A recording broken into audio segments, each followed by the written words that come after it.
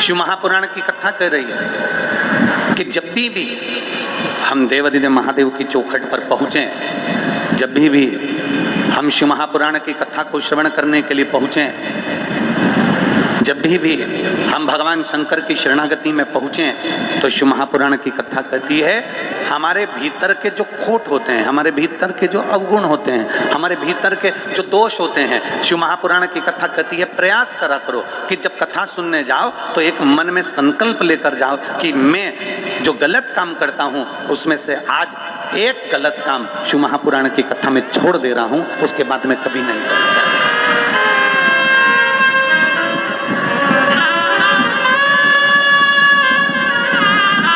मैं मदिरा का पान करता हूं, आज मैं शिव महापुराण की कथा में से ये संकल्प लेकर जाता हूं कि आज के बाद मैं मदिरा का पान नहीं करूंगा। मैं सिगरेट पीता हूं, बीड़ी पीता हूं, आज मैं शिव महापुराण में से ये संकल्प लेकर जाऊंगा कि मैं सिगरेट बीड़ी नहीं पीऊंगा। आज मैं संकल्प लेकर जाऊंगा कि मैं गुटखा नहीं खाऊंगा। आज मैं संकल्प लेकर जाऊंगा कि मैं जुआ नहीं खेलूंगा। आज मैं संकल्प लेकर जाऊंगा कि मैं कभी किसी का दिल न दुखाऊंगा। अपने भीतर एक गुण धारण करो और अपने भीतर का एक अवगुण शिव महापुराण की कथा में छोड़कर चले जाओ कि मैं ये अवगुण अपने भीतर का छोड़कर जा रहा हूं भगवान की कथा को श्रवण करने के लिए।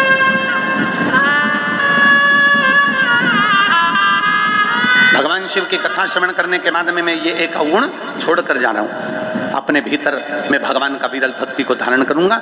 मैं भगवान शिव की विरल भक्ति को अपने भीतर उतार। एक पत्र है, उस पत्र में एक बहन ने लिखा,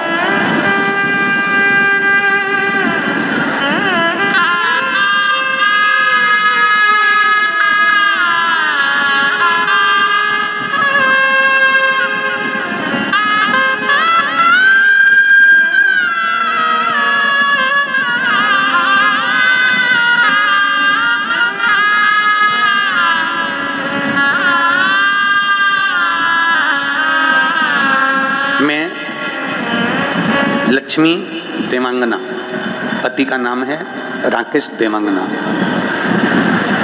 लक्ष्मी देवांगना, राकेश देवांगना, कहीं बैठी हो तो हाथ हिला सकती हैं।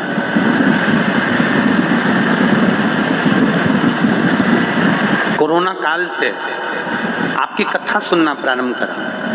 मेरे पति नशा बहुत करते थे, घर में भी क्लेश होता था, मोहल्ले के लोग भी कहने आते थे। अब मैं करूं तो करूं क्या? तब मैंने शिव जी पे जल चढ़ाना प्रारंभ करा, देवादिदेव महादेव से प्रार्थना करना प्रारंभ करा, शंकर का चढ़ा हुआ जल पति को देना प्रारंभ करा। आज मैं बाबा को धन्यवाद देने के लिए आई हूं कि मेरे पति ने नशे को छोड़ना प्रारंभ कर दिया और नशा कम कर दिया। अर्थात थोड़ा थोड़ा प्रयास जब हम अपनी जिंदगी में करेंगे, कुछ अच्छा करने का प्रयास करेंगे, कुछ एक संकल्प अपने भीतर लेकर चलेंगे कि मुझे ये करना है, अपने भीतर एक संकल्प को धारण कर कर चलेंगे कि मैं शिव महापुराण की कथा में सुनने के लिए गंगई जा रहा हूँ, मैं शिव महापुराण की कथा सुनने के लिए गंगई क्षेत्र पहुँच रहा हूँ, तो मैं भी एक संकल्प कर कर जाऊँगा कि वहाँ से जब लौट कर आऊँगा तो अपना एक व्यसन, एक गलत काम, अपने भीतर का एक दोष मैं छोड़कर परमात्मा की शरणागति की ओर बढ़ूंगा। एक अवगुण छोड़ जाओ।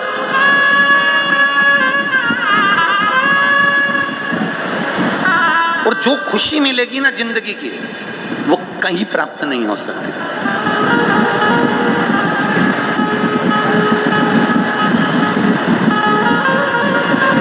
एक माता जी ने पूछा, गुरुजी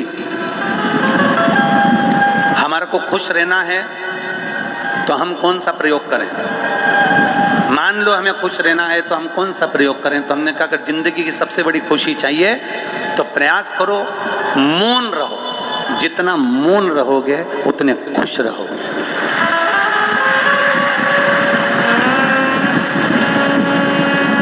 और हमारे घर में तकलीफ चल रही है, हमारे घर में कष्ट चल रहा है, हमारा मकान नहीं है, गाड़ी नहीं है, हमारे पास में दुकान नहीं है, तो मैं सोच रही हूँ कि कुछ ऐसा कर लूँ कि थोड़ा बहुत गवर्नमेंट से लोन ले लूँ, किसी बैंक से, और अपना काम निकाल लूँ, अपना काम कर लूँ। तो मैंने उस बहन से कहा, देखो मौन में खुशी है, लोन में कभी खुशी नहीं हो सकती, लोन में खुद खुशी हो सकती है। कभी खुशी नहीं हो सकती। लोन लेकर आप मकान बना लीजिए, लोन लेकर आप बंगला बना लीजिए, लोन लेकर आप विवाह कर लीजिए, लोन लेकर आप गाड़ी ले लीजिए, लोन लेकर, लोन वाले तो तैयार बैठे हैं, बैंक वाले तो तैयार बैठे हैं कि लोग किसको लोन चाहिए, क्योंकि उनको तो ज़्यादा मिलेगा। परंतु दिक्कत शिव महापुराण की कथा कहती है, जब जिंदगी में तुम्हें लगे कि मेरे पास में धन नहीं है, मेरे पास में पैसा नहीं है, मुझे गाड़ी खरीदना है, मुझे ये खरीदना है, मुझे वो खरीदना है, मुझे ये लेना है, मुझे वो लेना है, तो प्रयास करना उस समय पर मौन हो जाओ और थोड़ा भगवान शंकर की अविरल भक्ति में डूबो और अपने मेहनत को, अपने संघर्ष को, अपने कर्म को बढ़ाना प्रारंभ करो। थोड़ी मेहनत और ज़्यादा करना प्रारंभ करो। लोन लेने से अच्छा है मौन रहकर अपनी मेहनत को करना प्रारंभ करोगे तो तुम्हारी जिंदगी सुखमय होगी, खुशीमय होगी, आनंदमय होगी।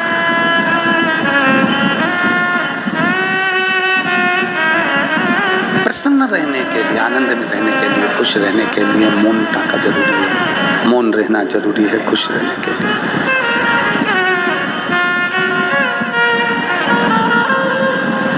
और जितनी प्रसन्नता, आप जितनी प्रसन्नता में रहना चाहते हैं, जितने आनंद में रहना चाहते हैं, दो चीजें त्याग दो अगर खुश रहना है। एक, हमें लोन नहीं लेना, और दूसरा, हम भले अचार रोटी खा लें, नमक रोटी खा लें, पर किसी का कर्जा नहीं लेना।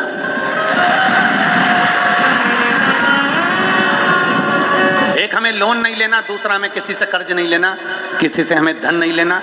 भले हम रूखी रोटी खा लें, अचार रोटी खा लें, सादी रोटी खा लें, पर हम किसी से उधार नहीं लेंगे, हम किसी से पैसा नहीं लेंगे, हम कर्जे में दबेंगे नहीं, हम भगवान के ऊपर भरोसा करेंगे, अपनी मेहनत को और बढ़ाएंगे, अपने संघर्ष को और बढ़ाएंगे, अपने कर्म को और बढ़ाएंगे, पर किसी से हम उधार नहीं लेंगे। क्यों?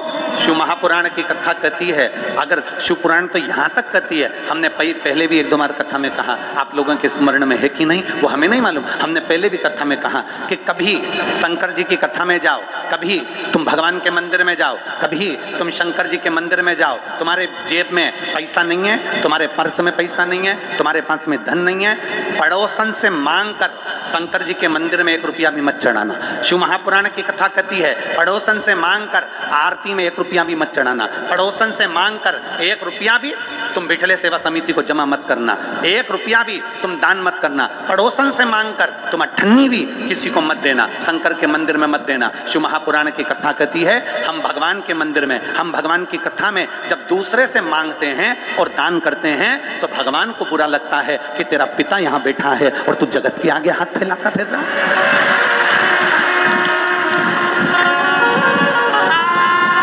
किसी से मांग करना,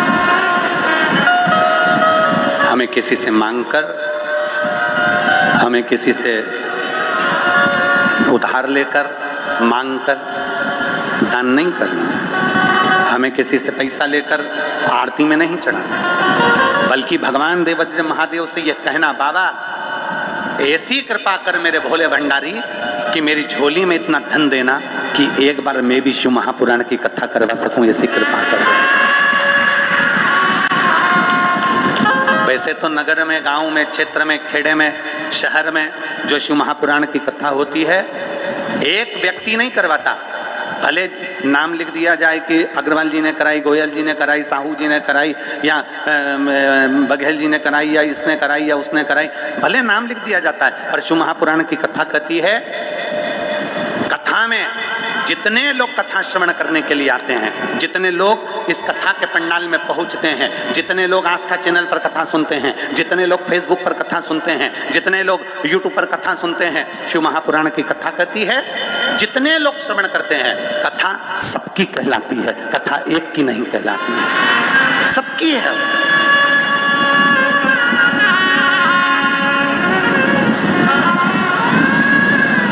और झोली ही मेरी तंग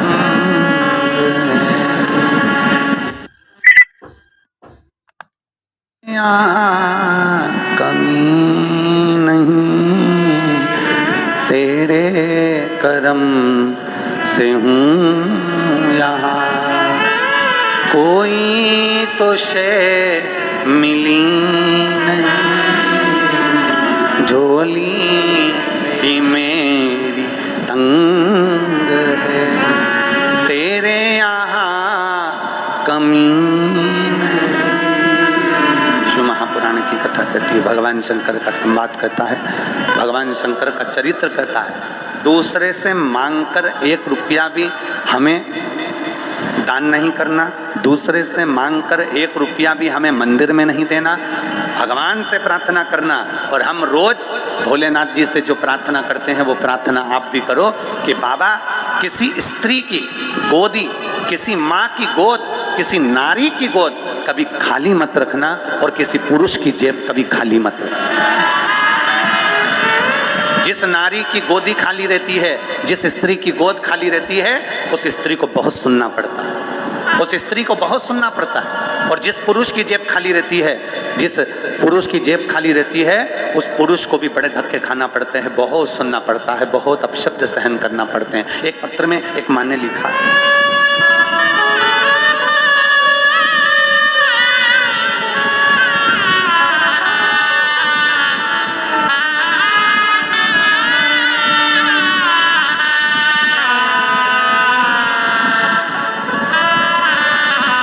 देवकी देवदास, ग्राम थनोद,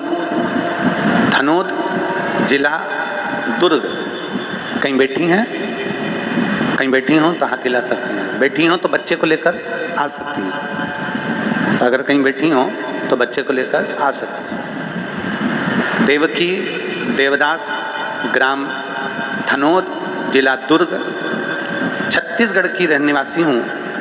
मेरी शादी को 10 साल हो चुके थे, मुझे कोई संतान का सुख नहीं था।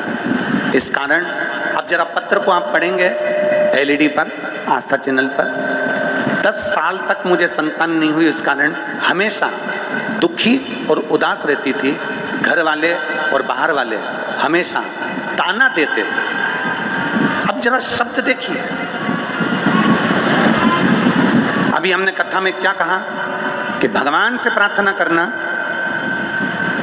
कि किसी स्त्री की, किसी महिला की, किसी माँ की गोद खाली ना रहे। क्योंकि अगर वो गोद खाली रहती है, अगर वो माँ की गोदी खाली रह जाती है, तो दुनिया के लोग सबसे ज़्यादा ताना स्त्री को देते हैं, सबसे ज़्यादा ताना नारी को देते हैं। आड़ा टेढ़ा कहेंगे, अपशब्द कहेंगे, ताना देंगे, गाली देंगे, बहुत आड़ा टेढ़ा बोलेंगे, तो स्त्री की गोद। और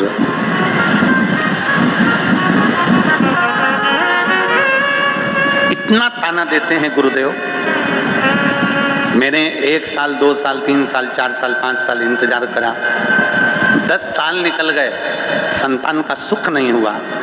तब मेरी चाची जी ने कहा कि तू उदास क्यों रहती है। मैंने उनसे कहा कि सब लोग अपशब्द कहते हैं, मेरे घर में औलाद नहीं है। मेरी चाची जी ने कहा तू चिंता क्यों करती है।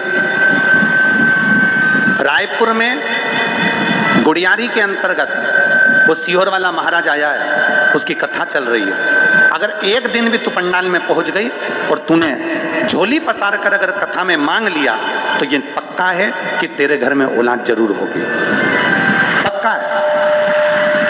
मेरी चाची के कहने पर मैं गुड़ियारी गई, 1 दिन की मात्र कथा सुनी थी, बहुत भीड़ थी, और गुड़ियारी की 1 दिन की कथा सुनी।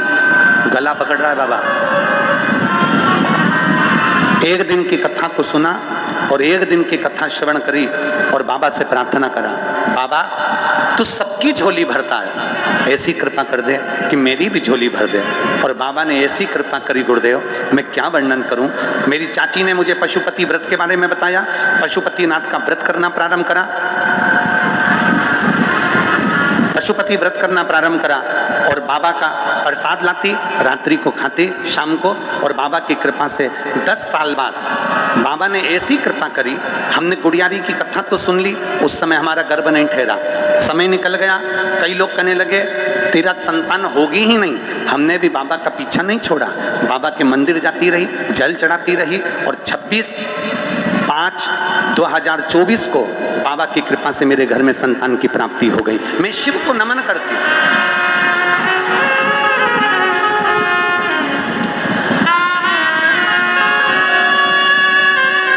बच्चे का फोटो लगाया है, आप लोग दर्शन कर सकते हैं। शिव तत्व की प्राप्ति, शंकर ओघड़ी की प्राप्ति, एक विश्वास, एक भरोसा, एक दृढ़ता जब हमारे भीतर एकत्रित होता है, जब एक भरोसा हमारे भीतर आता है, एक दृढ़ता हमारे भीतर आती है, एक विश्वास हमारे भीतर आता है, तो परमात्मा मिलता जरूर, थोड़ा समय लग सकता। शिव महापुराण की कथा कह रही है थोड़ा समय लग सकता, पर मिलेगा जरूर, आएगा जरूर, हमारा दुख काटेगा जरूर। कर्जा मत लो,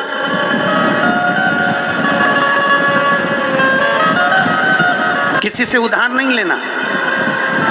शिव महापुराण की कथा कहती है उधार लेकर हमें भगवान शंकर का भजन नहीं करना, उधार लेकर हमें आरती में पैसा नहीं चढ़ाना, उधार लेकर हमें भगवान शंकर के मंदिर में दान नहीं करना, शिव जी से प्रार्थना करना, भगवान शंकर से कहना कि तू ऐसी कृपा कर दे, तू ऐसी दया कर दे, तू ऐसी करुणा कर दे, तू ऐसी कृपा कर दे कि मेरी झोली तो खुशियों से भर दे, तो मैं भी जिंदगी में एक बार शिव महापुराण की कथा करवाऊं, ऐसी कृपा तू।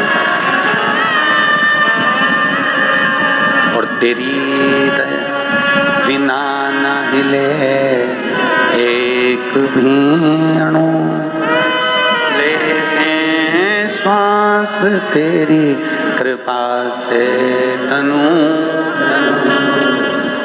हे गंगाधार मुक्ति द्वार ओंकार तू, भोले ओंकार तू, आयो शरण तिहार शंभु तार तार तू। बखान क्या करूं मैं राखों के ढेर का, चपटी भभूत में खजाना हुए। हे गंगाधार मुक्ति द्वार ओंकार भोले ओंकार, आयो शरण तिहार शंभु तार तार तू। शिव महापुराण की कथा कहती है खुश रहने के लिए मौन जरूरी है, खुश रहने के लिए लोन जरूरी नहीं है। लोन लोगे तो खुशी नहीं आने वाली, बल्कि टेंशन ही टेंशन जिंदगी में आएगा। इसलिए प्रयास करना, दूसरे को देखकर अपना जीवन मत जियो कि उसके घर में गाड़ी है तो हमारे घर में आना चाहिए, उसके घर बंगला है तो हमारे घर में आना चाहिए, उसके घर में ये चीज़ है तो हमारे घर में आना चाहिए, उसके घर में ये भरा पड़ा है तो हमारे घर में आना चाहिए। प्रयास करो जैसा मेरे देवादिदेव महादेव ने जो जीवन दिया है, प्रयास करो जैसा मेरे शंकर भगवान ने अपनी जिंदगी को बनाया है, उससे सुंदर कोई जीवन नहीं हो सकता, उससे सुंदर कोई आनंद नहीं हो सकता। जहाँ विधि राखे राम ताई विधि, जैसा मेरा भोलेनाथ जी रखे, जिस भाव से मेरा शंकर रखे उस भाव से रखे, जैसे शिव रखे।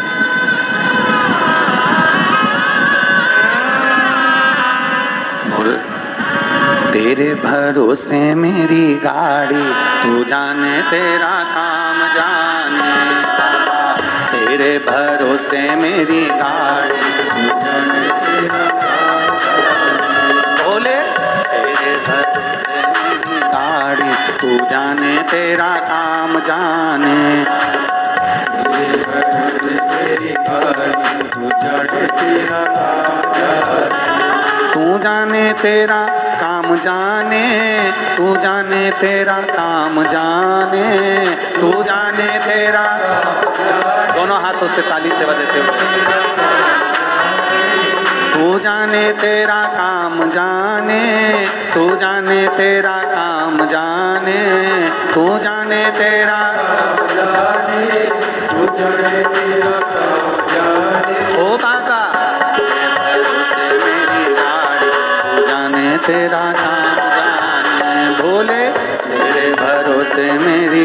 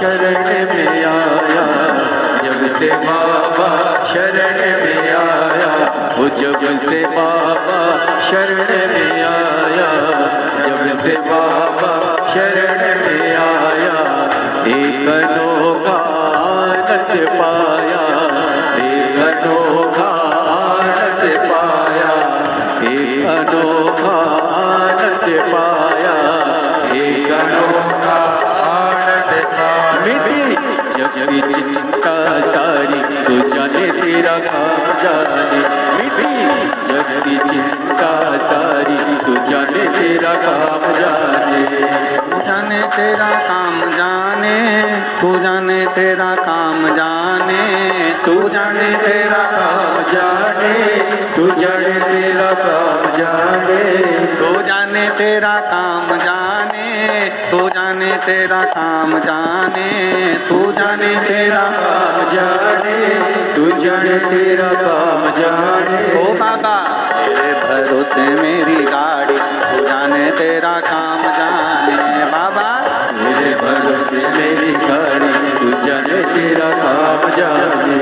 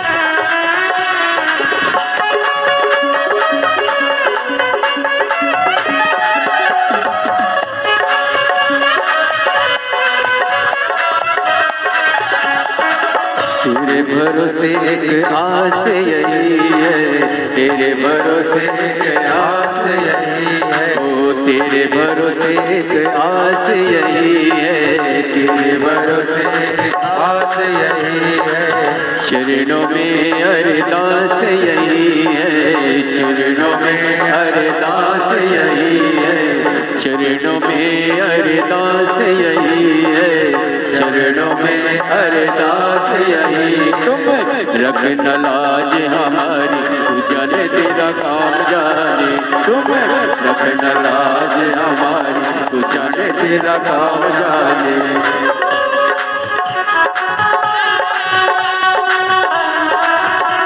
तू जाने तेरा काम जाने, तू जाने तेरा काम जाने, तू जाने तेरा काम जाने, तू जाने तेरा काम जाने, तू जाने तेरा काम जाने, तू जाने तेरा काम जाने। ओ बाबा तेरे भरोसे मेरी गाड़ी, तू जाने तेरा काम जाने, बोले तेरे भरोसे मेरी गाड़ी, तू जाने तेरा काम जाने। ओ शंभू तेरे भरोसे मेरी गाड़ी, तू जाने तेरा काम जाने, बाबा तेरे भरोसे मेरी गाड़ी, तू जाने तेरा काम जाने। ओ भोले तेरे भरोसे मेरी गाड़ी, तू जाने तेरा काम जाने, तेरे भरोसे मेरी गाड़ी, तू जाने तेरा काम जाने, तू जाने तेरा काम जाने, तू जाने तेरा काम जाने, तू जाने तेरा काम जाने, तू जाने तेरा काम जाने।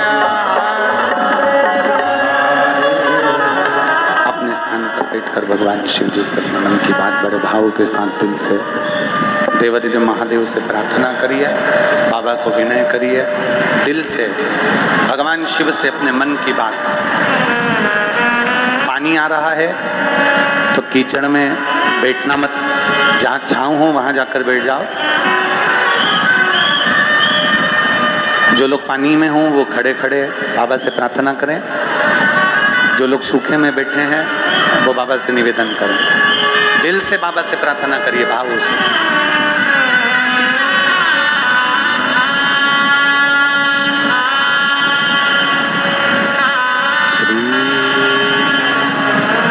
शिवाय नमस्तु श्री शिवाय नमस्तु श्री शिवाय नमस्तु श्री शिवाय नमस्तु श्री शिवाय नमस्तु। भोला सब दुख काटो, ओ भोला सब दुख काटो। शिव शंकर जपो तेरी माला, भोले बाबा जपो तेरी माला। भोला सब दुख काटो, ओ भोला सब दुख काटो। वेश मंगलकारी, वेश मंगलकारी। शमशान वासी हमारा, शमशान वासी हमारा। ओ भोला सब दुख काटो, ओ भोला सब दुख काटो। भगवान शिव की कथा कहती है, भगवान ओगरधानी का चरित्र कथा है, शंकर भगवान की पवित्र कथा कर रही है। शिव महापुराण की कथा वर्णन करती है शिव और पार्वती, भगवान देवादिदेव महादेव और माता पार्वती दोनों का स्मरण, दोनों का मंत्र जापो, दोनों का नाम जापो, दोनों का स्मरण।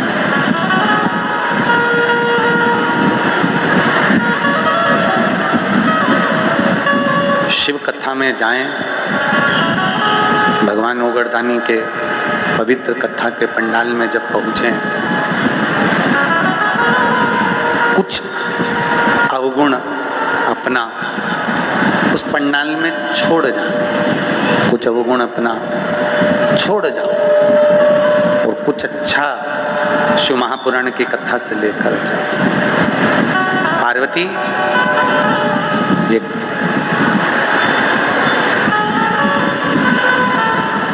आज काशी में जो आप और हम भ्रमण कर रहे हैं, काशी में जो आप और हम घूम रहे हैं, काशी की पवित्र भूमि पर जो हम भ्रमण कर रहे हैं, ये जो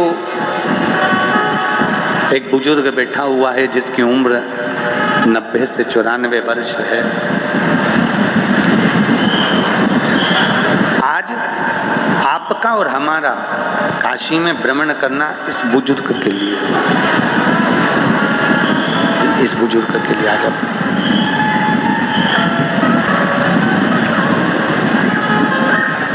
ध्यान देंगे। माता पार्वती और पिता महेश, भगवान देवादिदेव महादेव, भगवान शंकर, करुणा करने वाले शिव ओगरदानी शंकर। लोग कहते हैं कि केवल प्रदोष के दिन भगवान शिव भ्रमण के लिए जाते हैं, लोग कहते हैं कि सोमवार की अष्टमी के दिन भगवान शंकर भ्रमण पर जाते हैं। लोग कहते हैं कि भगवान शिव शिवरात्रि के दिन भ्रमण पर जाते हैं। शिव महापुराण की कथा कहती है, जल चढ़ाने वाले शिव भक्त के लिए शंकर के मंदिर में एक लोटा जल चढ़ाने वाले शिव भक्त के लिए देवाधिदेव महादेव प्रतिदिन भ्रमण करने के लिए आते हैं। प्रतिदिन मंदिर छोड़कर उसके द्वार तक पहुंचते हैं। बोल बम का नारा है,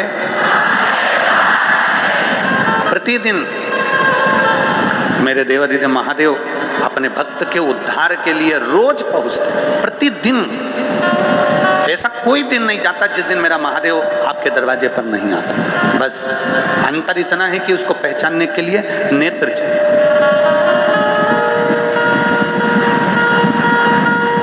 एक कथा आती है शिव महापुराण में, एक बड़ा सुंदर चरित्र वर्णन आता है।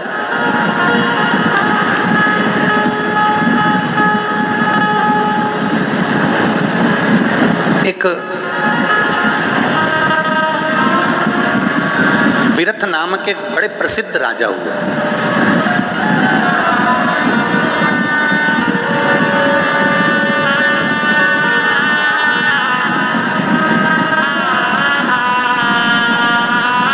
उनका राज्य बाबा देवाधिदेव महादेव की कृपा से अच्छा चलता था।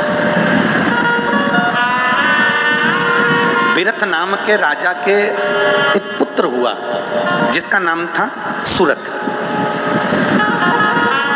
सूरत क्या नाम था? जम के बोलो जरा, जम के। सूरत।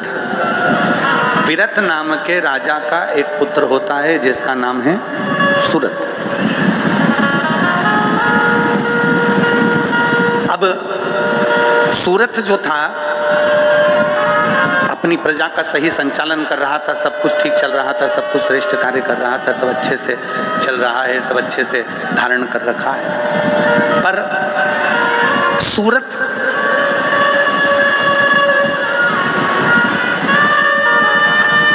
भगवान देवाधिदेव महादेव और माता पार्वती से प्रेम नहीं रखता था, स्नेह नहीं रखता था।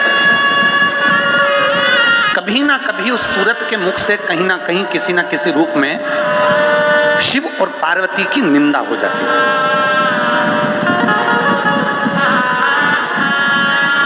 शिव महापुराण की कथा कहती है, भगवान देवाधिदेव महादेव का चरित्र कहता है,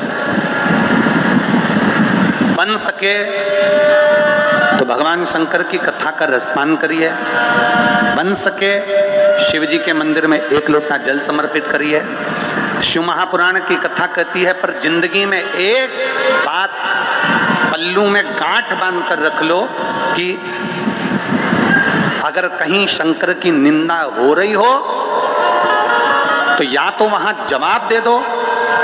अगर तुम्हें बन सकता है कि कोई शिव की निंदा कर रहा हो, शिव पुराण की निंदा कर रहा हो, शंकर की निंदा कर रहा हो, शिव भक्त की निंदा कर रहा हो, बन सके तो उसको जवाब दो। जवाब नहीं दे सकते तो शिव महापुराण की कथा कहती है, उस निंदा वाली जगह से उठकर चले जाओ, तो उससे बढ़कर कोई पुण्य नहीं।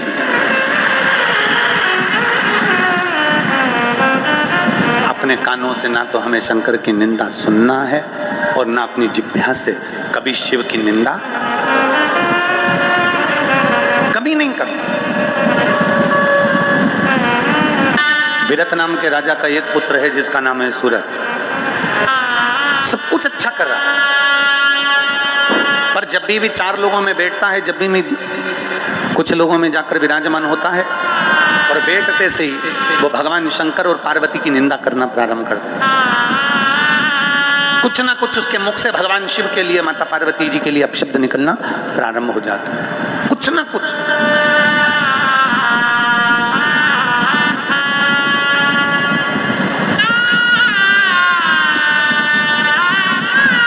शिव जी का तो कभी कभी सम्मान कर भी देता है, पर माता पार्वती जी का सम्मान नहीं कर पाता वो, माता पार्वती जी का आदर नहीं कर पाता वो, माता पार्वती जी का सत्कार नहीं कर पाता वो।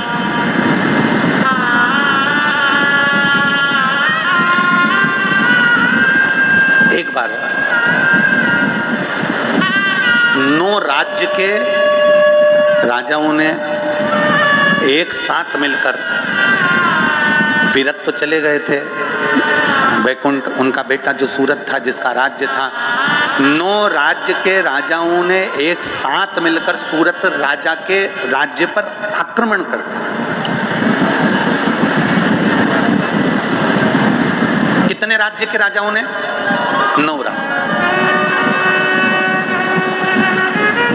अब 9 राज्य के राजाओं ने जब सूरत पर आक्रमण किया, 9 राज्य के राजाओं ने जब सूरत के राज्य पर आक्रमण किया, सूरत लड़ा, युद्ध किया, हार गया, दूसरी जगह चले गया।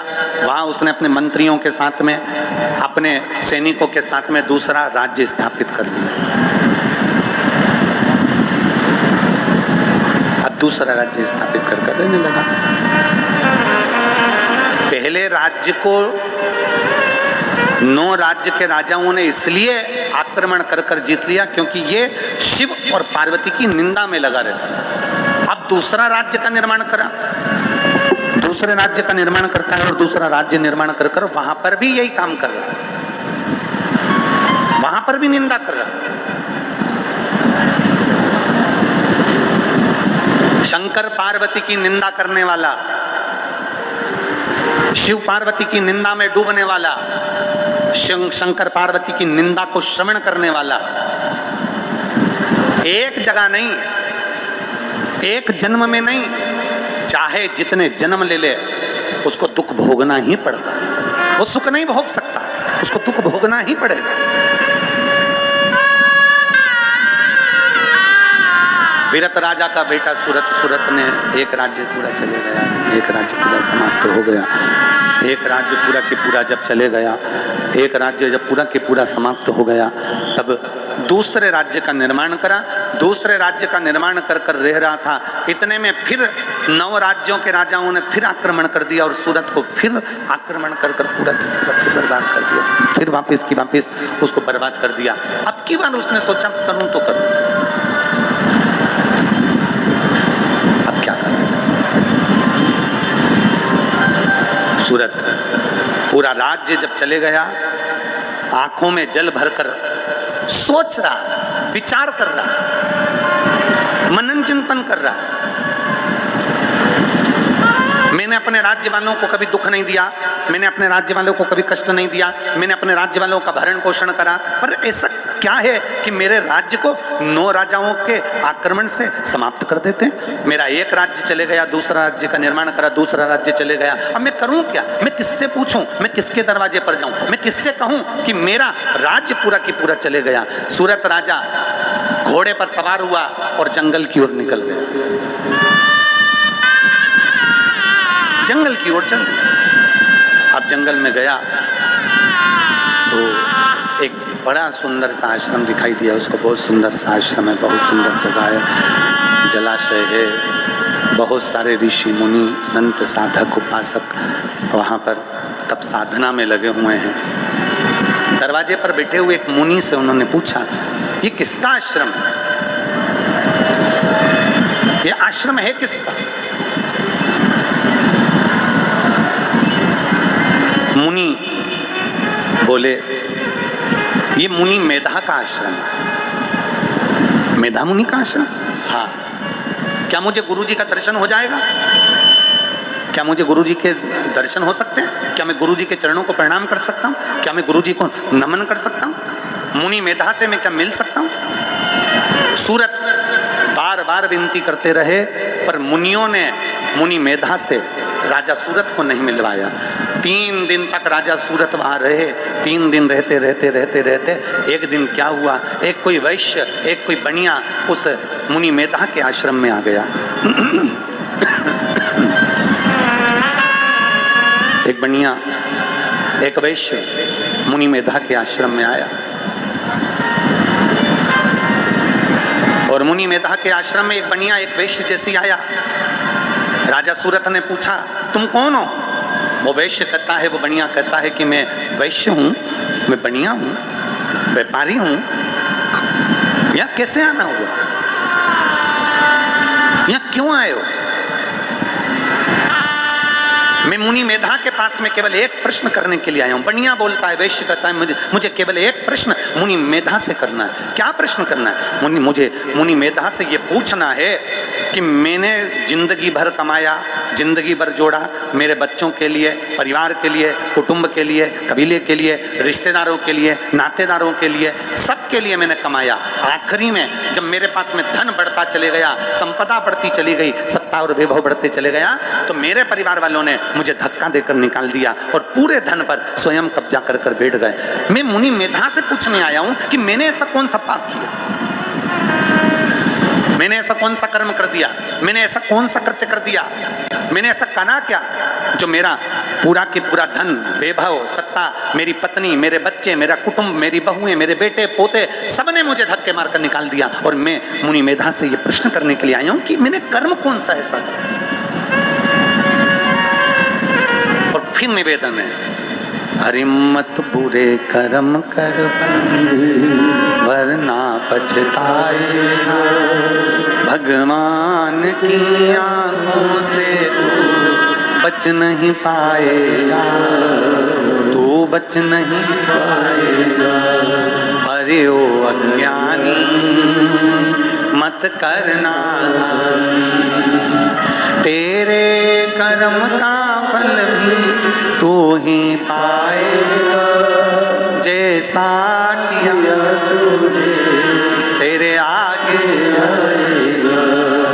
मत बुरे कर्म कर बंदे वरना पछताएगा, भगवान की आंखों से तू बच नहीं पाएगा, तू बच नहीं पाएगा। अरे ओ अज्ञानी मत करना दानी, अरे ओ अज्ञानी मत करना। तुम अच्छा कर्म कर रहे हो, उसका फल तुम्हें मिलेगा जरूर। एक पत्र है, देखिए उसमें लिखा उसमें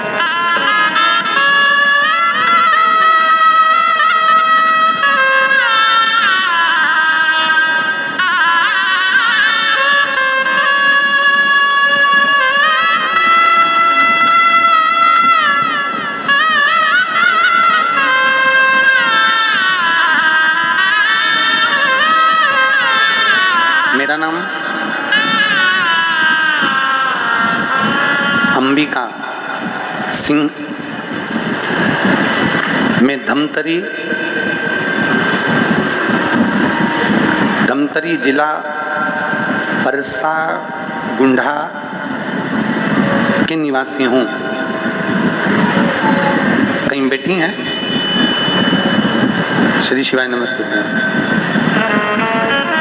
बच्चे आइए साथ में, लिया उसके लिए।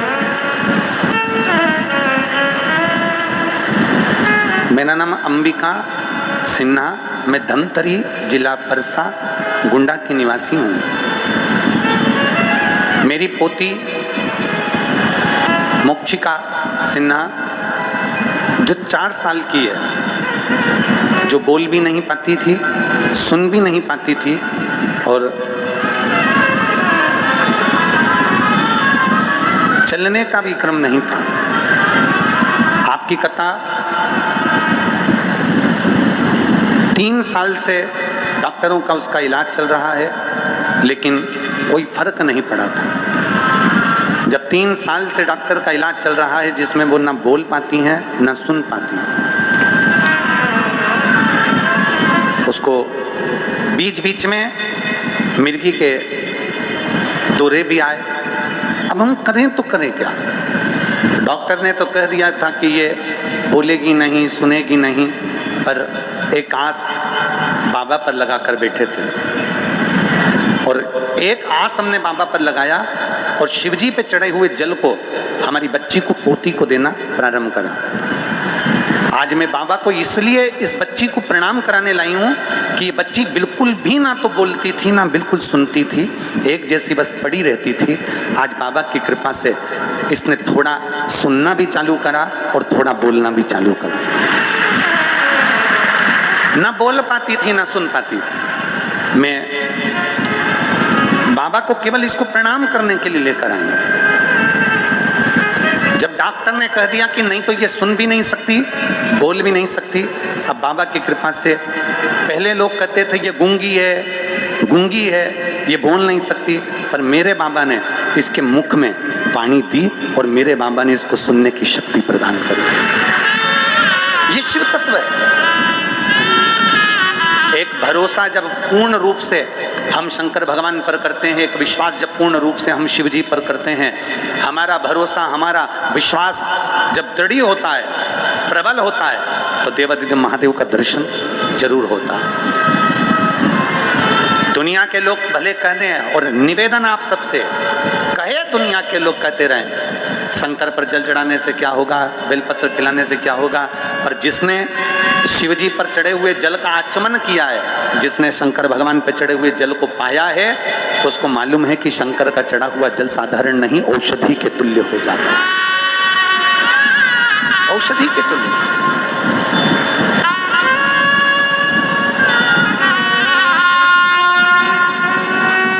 एक विश्वास अपने भीतर उत्पन्न करें,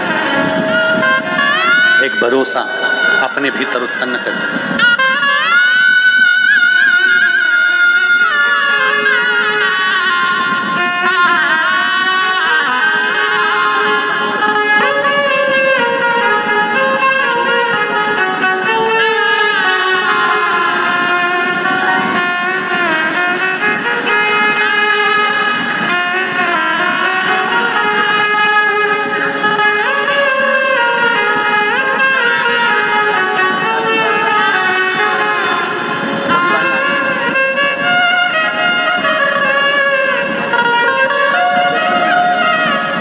जी बोल रही हैं, पहले हर थोड़ी देर में झटके आ जाते थे, अब थोड़ा बोलना भी चालू करा है और मिर्गी के झटके भी अब बंद हो गए।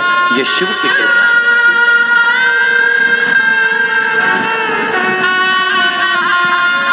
और रिश्ता तेरा मेरा सबसे प्यारा, रिश्ता तेरा मेरा सबसे प्यारा, तू मेरा बाबा, मैं हूँ तेरा लाला, मैं हूँ तू मेरा बाबा, मैं हूँ तेरा लाला, मैं हूँ तेरा। एक विश्वास के साथ, एक भरोसे के साथ जब हम शिव को रिझाते हैं, थोड़ा समय लग सकता है। इस माँ ने लिखा कि हमने इस पत्र में वो लिख रही है, 3 साल लगातार, 3 वर्ष तक लगातार डॉक्टर को दिखाया और डॉक्टर ने एक ही बात कही, अब इसका मिर्गी का जो दौरा आ रहा है वो भी बंद नहीं होगा, सुनना भी नहीं आएगा और बोलना भी नहीं। पर बाबा ने उसको वाणी भी दी, श्रवण शक्ति भी दी और मिर्गी का दौरा भी उसका समाप्त हुआ। यह शिव पर करा हुआ भरोसा, एक दृढ़ भरोसे के साथ में, एक विश्वास के साथ में जब हम भगवान देवादिदेव महादेव के पास जाते हैं, हमारा महादेव हमारी बात को स्वीकार कर। तुमसे कोई कहे कि शंकर सुनते हैं, तुम बिल्कुल छाती ठोक कर कह देना, अगर दिल से कहोगे तो भगवान जरूर सुनता है, जरूर।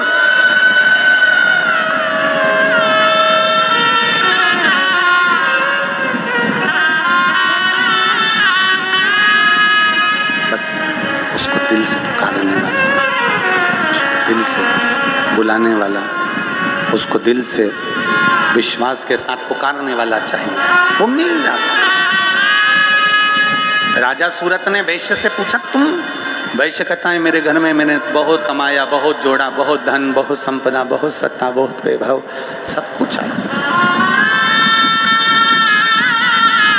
मेरे घर में कोई कमी नहीं, पर मेरी पत्नी, मेरे परिवार, मेरे बच्चों ने आज मुझे धक्का देकर निकाल दिया। केवल मुनि मेधा से मुझे यही पूछना है कि मैंने कर्म कौन सा ऐसा कर दिया जिसके कारण मेरे परिवार के लोगों ने मुझे धक्का मारकर निकाल दिया। राजा सूरत ने वैश्य से कहा, मैं भी बस एक प्रश्न के लिए मुनि मेधा के पास आया हूं कि मैंने ऐसा कौन सा कर्म कर दिया कि 9 राज्य के राजाओं ने मेरे ऊपर आक्रमण कर कर मेरे राज्य को छुड़ा लिया, दूसरा राज्य स्थापित करा, दूसरा राज्य छुड़ा लिया। आखिर मैंने कर्म ऐसा कौन सा कर दिया जो मेरे राज्य चले गए, मेरा धन चले गया, मेरा वैभव चले गया, मेरी सत्ता चली गई? मैंने कर्म कौन सा ऐसा कर दिया? 3 दिन तक मुनि मेधा नहीं मिले, 3 दिन।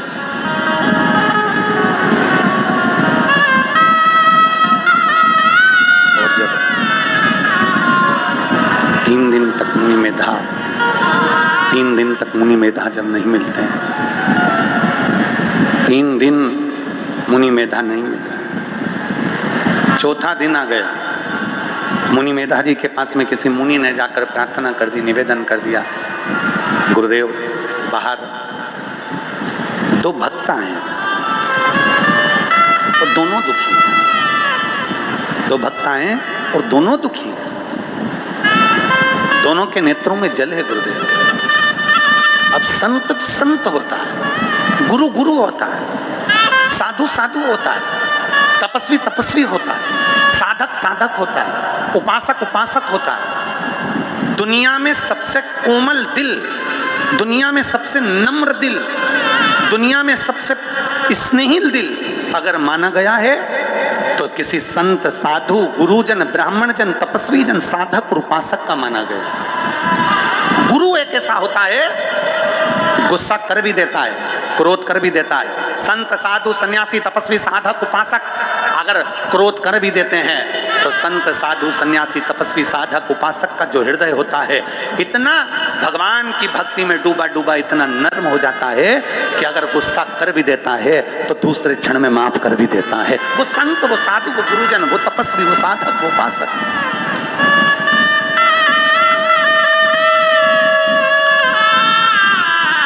वो तपस्वी, वो साधक, वो उपासक।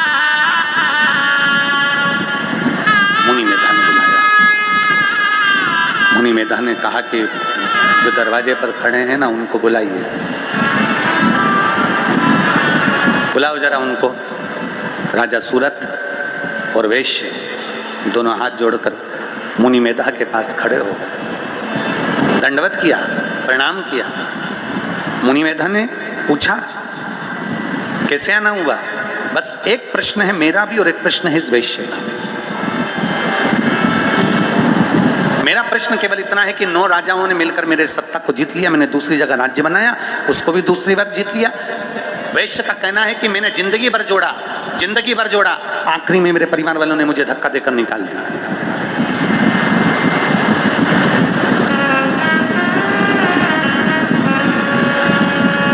मुनि मेधा की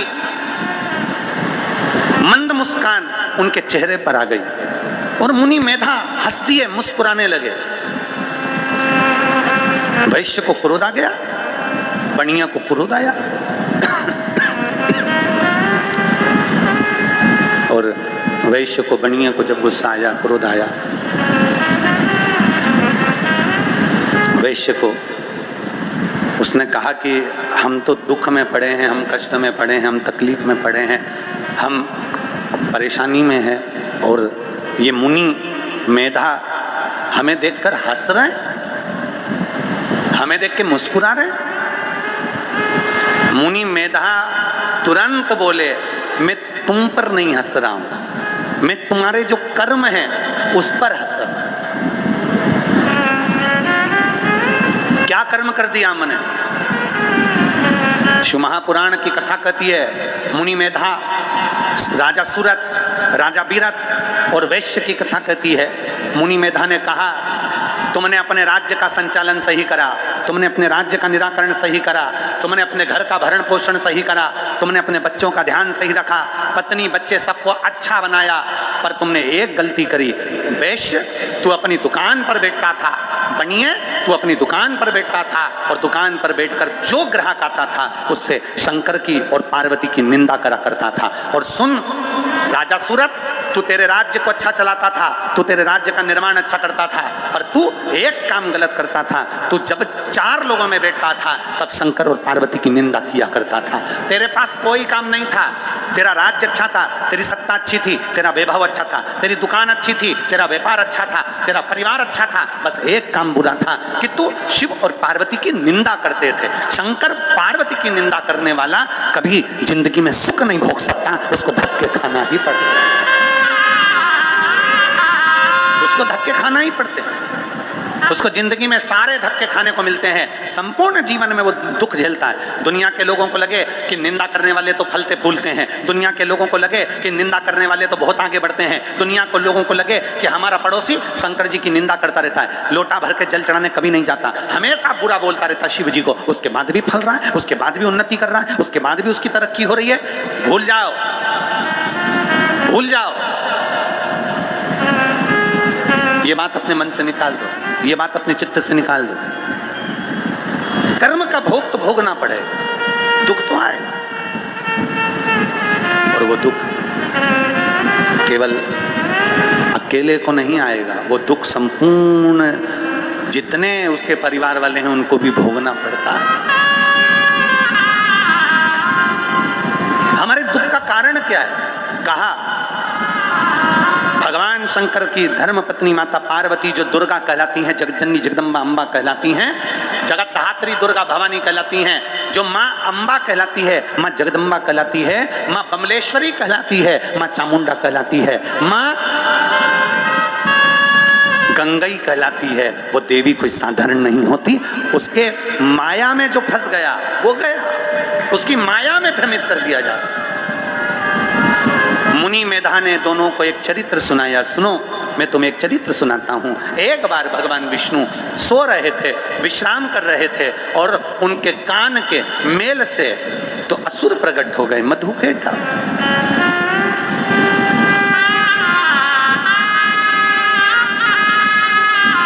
भगवान नारायण के कान के मेल से 2 असुर उत्पन्न हो गए, मधुकेटप, और दोनों असुर उत्पन्न होने के बाद में उन्होंने ब्रह्मा जी का तप किया, ब्रह्मा जी की साधना करी, ब्रह्मा जी से वर प्राप्त करे। ब्रह्मा जी से वर प्राप्त कर कर वो और ज्यादा उपद्रवी हो गए, बहुत उपद्रवी। देवी क्या करती है? पार्वती जी करती क्या है? जगदम्बा करती क्या है? मां अष्टधात्री दुर्गा भवानी करती क्या है?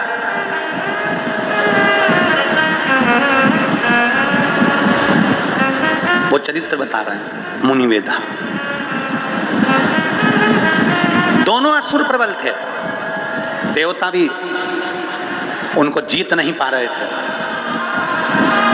देवता जीत नहीं पा रहे थे।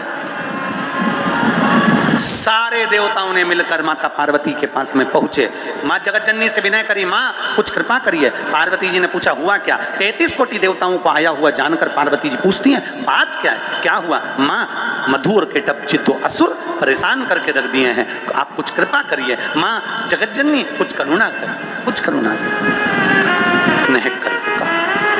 विनती करी, निवेदन किया, माँ कुछ कृपा करिए, कुछ करुणा करिए, कुछ दया करिए।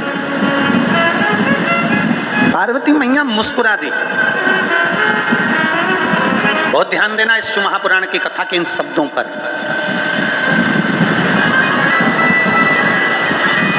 वैश्य दुखी, राजा सूरत दुखी, मुनि मेधा मुस्कुरा रहे थे।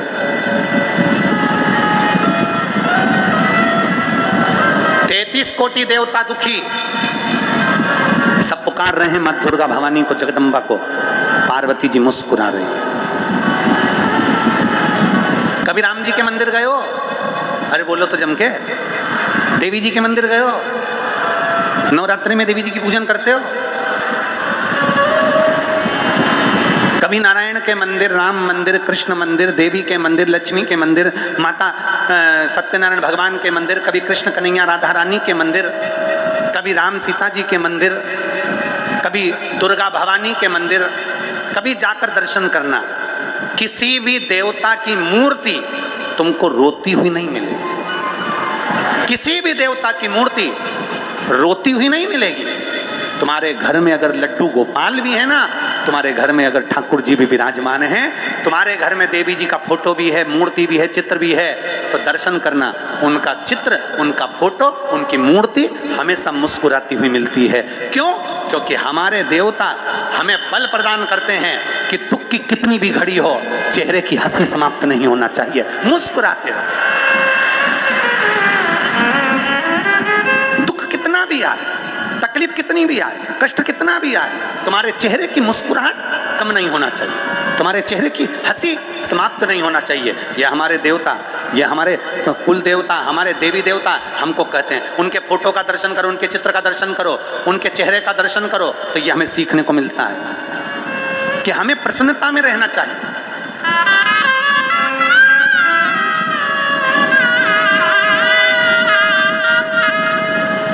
अपनी जिंदगी प्रसन्नता में जीना चाहिए। रुलाने के लिए तो पूरा जीवन पड़ा है। मेरे राम जी महाराज का जब प्राकट्य हुआ तो माता कौशल्या जी राम जी को रुला रही थी। माता कौशल्या जी कह रही हैं, माता पुनि बोली सोमति डोली, तजऊ तात यह रूपा, की जैसी सुलीला, अति प्रियशीला, यह सुख परम अनुपा। माता कौशल्या जी कह रही हैं, सुनी बचन सुजाना, रोदन ठाना, होई बालक सुरभूपा। माता कौशल्या जी कह रही हैं, सुनी बचन सुजाना, रोदन। माता कौशल्या जी कह रही हैं राम जी से, पृथ्वी पर जन्म लिया है, मृत्यु लोक में आयो। कौशल्या जी राम जी से कह रही हैं रोइए। माता कौशल्या जी ने राम जी को रुलाया, कहा इस मृत्यु लोक में जन्म लिया है तो रोना पड़ेगा। सुनी बचन सुजाना, रोदन होई बालक सुरभूपा। कौशल्या जी करेंगे मृत्यु लोक में जन्म लिया है तो रोना तो पड़ेगा, रोना पड़ेगा, क्योंकि जन्म लेने वाले व्यक्ति को माता कौशल्या जी रुला रही हैं राम जी को। तो आज भी हॉस्पिटल में जब बच्चे का जन्म होता है, बच्चे को डॉक्टर सिस्टर थप मारकर, चिमटी खोलकर बच्चे को रुलाते हैं। बोलो मेरी माताओं सही है कि गलत है? जैसे कौशल्या जी ने राम जी को रुलाया था, आज भी जन्म लिए बच्चे को डॉक्टर सिस्टर थप मारकर, चिमटी खोलकर रुलाते हैं। क्योंकि डॉक्टर भी कहते हैं आज रोएगा तो मरेगा तब तक रोएगा, क्योंकि दुनिया के लोग केवल रुलाना जानते हैं, शिव महापुराण हंसाना जानती है, मुस्कुराना जानती है। दुनिया के लोग रुलाएंगे, कभी बच्चों के लिए, कभी परिवार के लिए, कभी पत्नी के लिए, कभी कुटुंब के लिए, कभी जमीन के लिए, कभी जायदाद के लिए, कभी संपदा के लिए, कभी शरीर के लिए। पूरी उम्र बचपन से लेकर मरोगे तब तक केवल रोने में निकलना है। मुस्कुराने के लिए तो शिव महापुराण के ये 7 दिन मिलते हैं। खूब सेवा करो और खूब मुस्कुरा लो, ये जिंदगी के 7। और केवल शिव महापुराण के 7 दिन से मतलब ये नहीं है कि शिव पुराण के 7 दिन है, हमारी जिंदगी के 7 दिन है। रविवार, सोमवार, मंगल, बुध, गुरु, शुक्र, शनि, ये हमारी जिंदगी के 7 दिन है। इन 7 दिनों में खूब मुस्कुरा लो, क्योंकि ये 7 दिन अंतिम। श्रीमद् भागवत की कथा कितने दिन की होती है?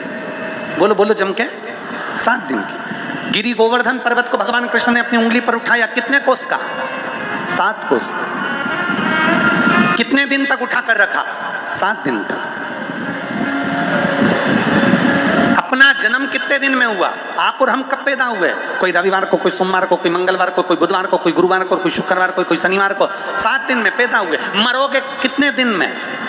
अरे बोलो तो जम के, 7 दिन में। अलग से तुम्हारे लिए कोई दिन लिख कर नहीं आएगा। इन्हीं 7 दिन में, रविवार, सोमवार, मंगल, बुध, गुरु, शुक्र और शनि, इन्हीं 7 दिन में जन्म हुआ, इन्हीं 7 दिन में जाना है। और यही 7 दिन की शिव पुराण कथी है। रविवार को जन्म हुआ, सोमवार को बड़े हुए, मंगलवार को ब्याह हुआ, बुधवार को बच्चे हुए, गुरुवार को बीमार पड़े, शुक्रवार को हॉस्पिटल गए, शनिवार को सीताराम हो गए। 7 दिन में निकल, जीवन के 7 दिन ऐसे ही निकल जाते हैं मुस्कुराते। जिसने सेवा कर ली, जिसने चाकरी कर ली, जिसने भजन कर लिया, जिसने कीर्तन कर लिया, जिसने मंत्र जाप कर लिया, जिसने नाम जाप कर लिया, वह आनंद की सुख राशि प्राप्त कर लेता। मैं पूरे छत्तीसगढ़ वासियों को गंडई के निवासियों को धन्यवाद देता हूँ। इस गंडई क्षेत्र के एक एक बच्चे को धन्यवाद देता हूँ जिन्होंने अपने घर से, कोई ने पोहा बनाया, कोई ने खिचड़ी बनाई, कोई ने रोटी बनाई, कोई ने सब्जी बनाई और जनमानस की सेवा करी। भंडारा अपनी जगह चलता रहा। कई समाज, चाहे वो अग्रवाल समाज हो, साहू समाज हो, अन्य अन्य जितनी भी समाजें हैं, स्वर्णकार आदि जितनी समाजें हैं, सब समाज ने आगे बढ़ बढ़कर अपने भंडारे चलाए और इन जनमानस की सेवा करी। तुम्हारा करा गया सेवा खाली नहीं जाएगी। और मैं विदिशा वासियों से निवेदन करूंगा, जहां 30 जून से 6 जुलाई तक कथा है, 1 बजे से 4 बजे तक, अपनी जिंदगी में ये सेवा का मौका मिल रहा है विदिशा वालों को, दिल से करो, आनंद से करो, बन सके जितनी सेवा करो, पर करो, ये मौका फिर नहीं मिलेगा। अब ये 7 दिन हो गए, सब अपने अपने घर चले जाएंगे, सब अपने अपने घर पहुंच जाएंगे। ये गंडई की जमीन, ये भूमि, ये रोड फिर वही खाली खाली दिखेगी। कौन किसके आ रहा है? अभी तो सब फोन भी लगा रहे थे, क्यों हमें आगे बिठा दोगे क्या? क्यों हम आ जाएं क्या? इतनी दूर दूर के रिश्तेदार फोन लगा रहे थे, मामा जी के, काका की, काकी के, लड़के की, लड़की का, लड़का का, छोरी का, साला, इतने दूर दूर वालों ने फोन लगाया। क्यों भैया हम आ जाएं क्या? हमें जगह मिल जाएगी क्या? हम आ जाएं, हमें रहने की व्यवस्था हो जाएगी क्या? हम आ जाएं, प्रसादी की व्यवस्था हो जाएगी क्या? शिव महापुराण की कथा कहती है, जैसे कथा सुनने के लिए रिश्तेदार फोन लगाते हैं कि हमारी यहाँ व्यवस्था हो जाएगी, उसी तरह शिव महापुराण की कथा कहती है, अगर आप शंकर की कथा में पहुंचे हो तो चिंता मत करना, मेरे भोलेनाथ तुम्हारी सारी व्यवस्था कर ही देते हैं। ये शिव तत्व है, योग घड़ी है।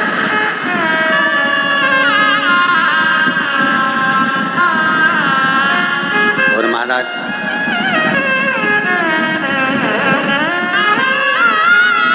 हरि ओम में ओम समाया, मेरा भोला नगर में आया। हरि ओम में ओम समाया, मेरा भोला नगर में आया। हरि ओम में ओम समाया है, मेरा भोला नगर में आया है। हरि ओम में ओम समाया, मेरा भोला नगर में आया है। मेरा भोला नगर में आया है। मेरा भोला नगर में आया है। मेरा भोला नगर में आया है। मेरा भोला नगर में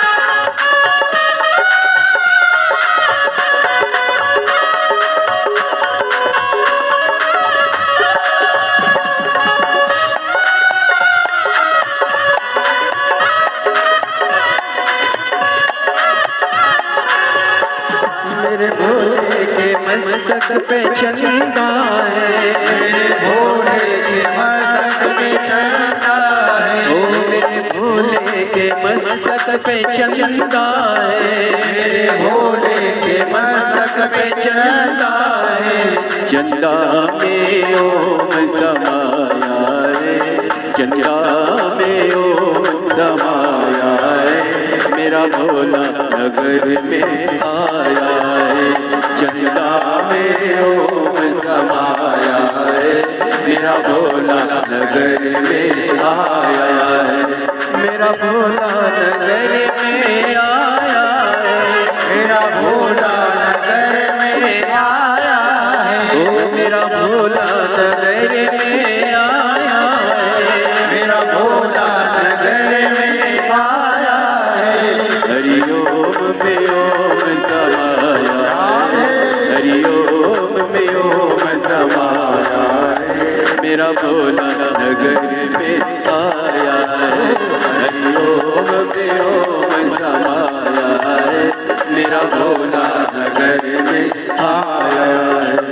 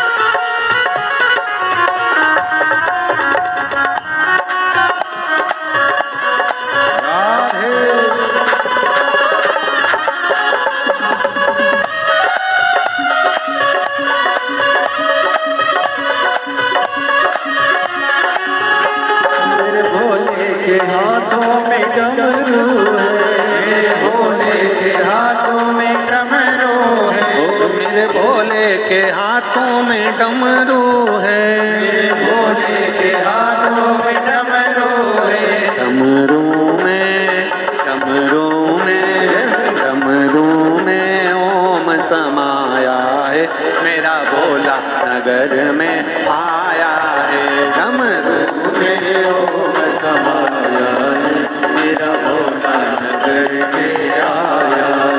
हरि ओम में ओम समाया है, मेरा भोला नगर में आया है। हरि ओम में ओम समाया है, मेरा भोला नगर में आया है। मेरा भोला गंडई में आया है, मेरा भोला नगर में आया है। मेरा भोला गंडई में आया है।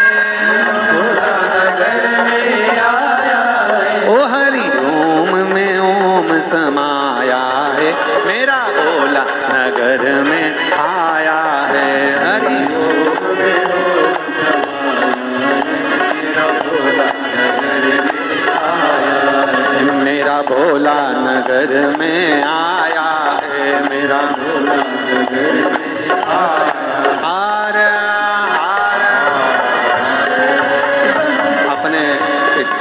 बैठकर भगवान शिव जी से अपने मन की बात बड़े भाव के साथ। आज कथा का विराम दिवस है, कुछ ही देर बाद कथा विराम की ओर जा रही है। दिल से बाबा से प्रार्थना कर लो, क्योंकि बहुत दूर दूर से आप लोग आए हो। कहते हैं विराम का दिन, जिस दिन कथा विराम होती है, समापन होती है, जिस दिन कथा विराम की ओर जाती है, मेहमान घर से जाते हैं तो बच्चों के हाथ में कुछ देकर जाते हैं। उसी तरह जिस दिन कथा विराम होती है उस दिन मेरा महाकाल बाबा भी कुछ ना कुछ देकर जाता ही है। दिल से प्रार्थना। श्री शिवा नमस्तु, श्री शिवा नमस्तु, श्री शिवा नमस्तु, श्री शिवा नमस्तु, श्री शिवा नमस्तु। भोला सब दुख ओ भोला सब दुख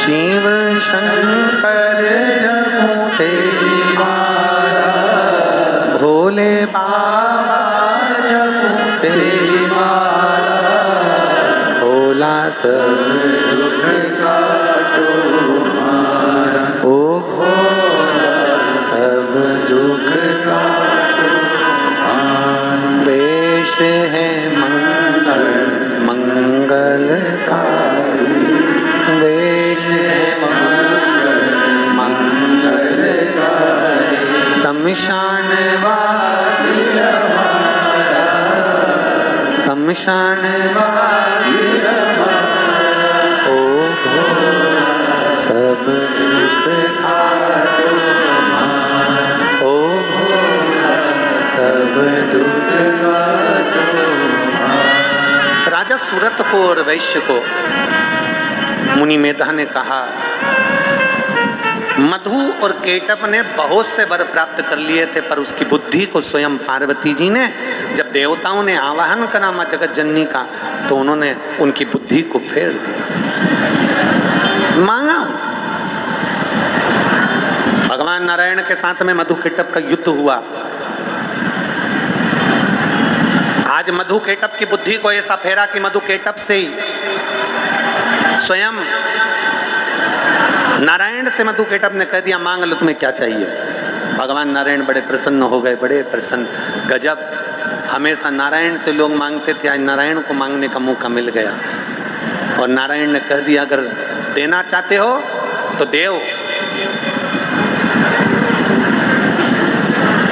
तुम दोनों के प्राण मेरे हाथ से छूटे, मैं तुम्हारा संहार करूं, मेरे हाथ से तुम्हारी मृत्यु हो। मधु केटप ने कहा, हम आपके हाथ से मरेंगे, पर शर्त एक है, जल में ना मरे, सूखे स्थान पर थल पर मरे। भगवान ने अपनी जंघा पर रखकर सुदर्शन चक्र से मधु केटप का संहार कर दिया। और माता जगत जननी ने जो बुद्धि फेरी, उस बुद्धि के फेरने से मधु केटप का संहार। शिव कहते हैं,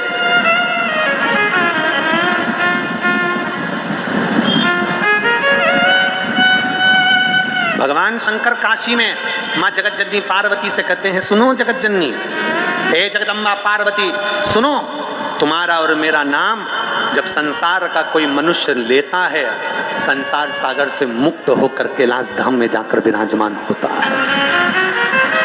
बोल दुर्गा महारानी की, कमलेश्वरी माता की, गंगई माता की।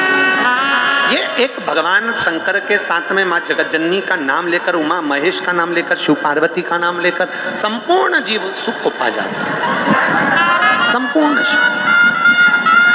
आगे वर्णन आया, चंचुला देवी भगवान शिव से कह रही हैं, चंचुला देवी ईश्वर जी से कहती हैं, मुझे मेरे पति की मुक्ति हेतु भगवान कोई ऐसा चरित्र श्रवण कराया जाए जिससे मेरे पति की मुक्ति हो जाए।